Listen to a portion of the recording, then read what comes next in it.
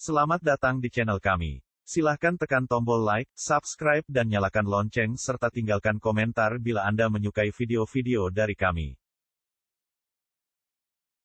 Dikutip dari Indosport.com, Alessandro Nesta bisa dibilang menjadi generasi terakhir bek tengah murni dalam filosofi bertahan sepak bola Italia. Selama berdekade-dekade, pertahanan telah menjadi landasan bagi setiap era dominasi Italia dalam sepak bola. Mulai dari era 1930-an ketika Azzurri merengkuh juara dunia pertama kalinya hingga menembus final Euro 2012.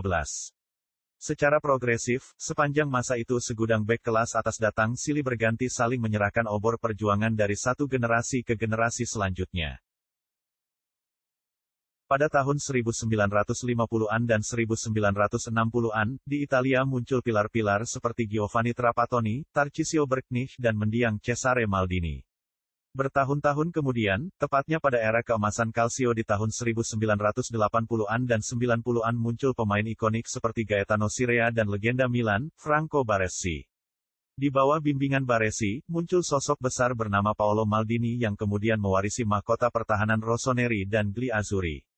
Datang setelah Maldini ada Fabio Cannavaro yang dominan dan membawa Italia pada trofi Piala Dunia keempatnya. Selepas era legenda yang tiada banding, ada satu sosok lagi sosok yang mampu menonjol menciptakan kisahnya sendiri. Sosok itu adalah Alessandro Nesta. Alessandro Nesta dibesarkan dalam salah satu rivalitas paling ketat di sepak bola Eropa antara AS Roma dan Lazio. Pada tahun 1985, meskipun didekati oleh pencari bakat Roma, Francesco Rocca, Alessandro Nesta lebih memilih untuk membela Panji Biru Langit dengan menandatangani kontrak saat masih berusia 9 tahun.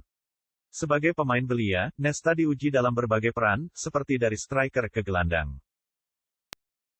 Namun, akhirnya ia menemukan panggilan hidupnya untuk lebih jauh dari gawang lawan alias menjadi bek Biancocelesti. Sebuah langkah yang ternyata didukung penuh oleh takdir. Alessandro Nesta menjalani debut pada tanggal 13 Maret tahun 1994 saat melawan Udinese. Namun, baru pada musim kedua Nesta benar-benar berkembang menjadi ikon bek dunia. Di bawah bimbingan dan pengawasan Denek Zeman selama musim 1995-1996, Nesta menjadi pilar penting dalam strategi menyerang yang dibangun dari lini belakang khas milik pelatih Ceko tersebut.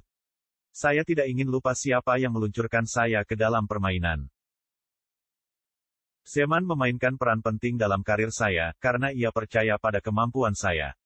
Dia adalah seorang jenius yang sering disalahpahami, ujarnya ketika itu. Memadukan kemampuan fisik, teknis, mental, serta kemampuan membaca permainan, ia pun didapuk menjadi kapten di bawah pelatih Sven-Goran Eriksson. Tiap musim, kemampuan Sandro, panggilan kecilnya, ditempa dengan sempurna di Olimpico. Nesta secara singkat menjadi bek impian para pelatih dengan fisik kuat dan kecerdasannya dalam memerankan posisi. Kehebatan Nesta pun dibayar dengan sejumlah prestasi bergengsi di Lazio. Scudetto 99-2000, Coppa Italia 97-98 dan 99-2000, serta Piala UEFA 98-99 menjadi koleksi awal dalam kabinet trofi miliknya. 2 tahun setelah merengkuh Scudetto pertamanya, krisis finansial menimpa Lazio. Kondisi ini memaksa presiden klub, Sergio Ceracnotti, untuk menjual pemain-pemain bintang miliknya. Alessandro Nesta pun menjadi salah satunya. Telah menjadi kapten dan lambang loyalitas klub, Nesta dengan berat hati meninggalkan Olimpico. AC Milan yang tengah kembali membangun tim menjadi klub beruntung yang bisa mendapatkan dirinya. Dengan dana transfer mencapai 30 juta euro, masuk kategori mega transfer kala itu, Silvio Berlusconi membawa Nesta ke AC Milan. Keputusan Nesta ternyata tepat karena di AC Milan ia mendapatkan statusnya sebagai salah satu bek terbaik yang pernah dimiliki Italia dan dunia sepak bola. Anggur berkualitas tinggi bersama Kapten Paolo Maldini, pemenang Piala Dunia 2 kali untuk Brasil, Cafu, Alessandro Costacurta, dan pelatih Carlo Ancelotti, Alessandro Nesta mampu memenangkan Coppa Italia dan Liga Champions ke-6 atas rival mereka Juventus secara menakjubkan di Old Trafford pada 2003. Setelah itu, Nesta melanjutkan kejayaan dengan meraih 2 Scudetto, memenangkan Liga Champions 2007 dan mencatatkan 224 penampilan. Meskipun serangkaian cedera mulai membatasi permainannya di lapangan, naluri dan pemahaman permainan membuatnya menua bagaikan anggur berkualitas tinggi. Nesta memainkan peran utama sampai hari-hari terakhirnya di Rossoneri. Di timnas Italia, peraih penghargaan bek terbaik Serie A 4 tahun beruntun ini juga menjadi anggota skuad yang memenangkan Piala Dunia 2006. Sayang, di turnamen itu ia tak bermain banyak lantaran terpapar cedera. Perpisahan Alessandro Nesta pada 2012 dari AC Milan adalah salah satu yang menyedihkan bagi supporter.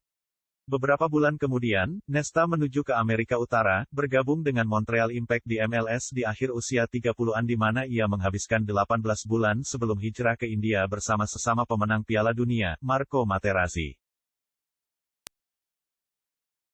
Terima kasih telah menonton video dari kami. Bila Anda menyukainya silakan tekan tombol like, subscribe dan nyalakan lonceng serta tinggalkan komentar di bawah. Sampai jumpa.